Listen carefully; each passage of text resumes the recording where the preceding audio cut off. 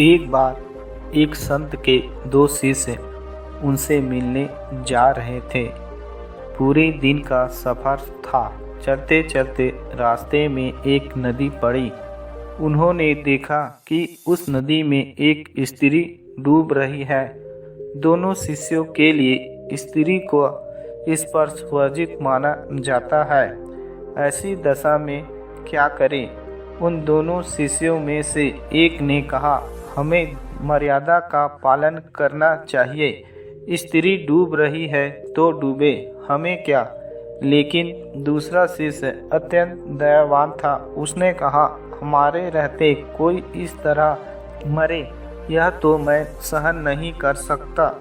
इतना कहकर वह पानी में कूद पड़ा, डूबती स्त्री को पकड़ लिया और कंधे का सहारा देकर किनारे पर ले आया।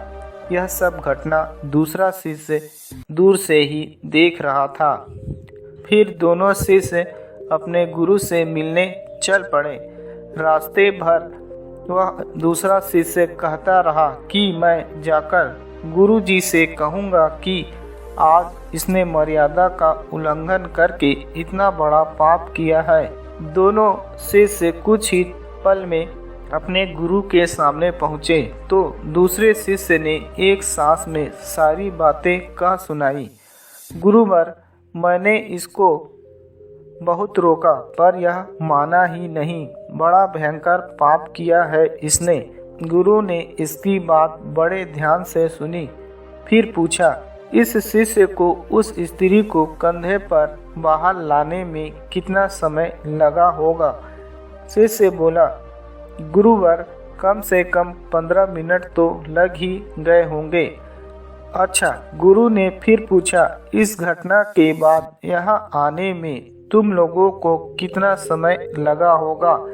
शिष्य ने हिसाब लगाकर उत्तर दिया, गुरुवर, यही कोई 6 घंटे।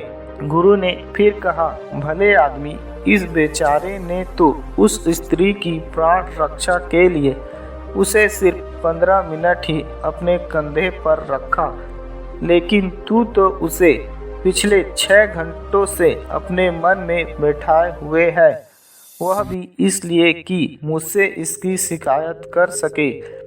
बोलो, दोनों में बड़ा पापी कौन है? बेचारा शिष्य उदास हो गया और वह समझ गया कि पाप सिर्फ शरीर से ही नहीं, मन से भी होता है। दोस्तों, सचमुच आज का मनुष्य बड़ा पापी शरीर से ना होकर अपने मन से ही है। जय हिंद, जय भारत।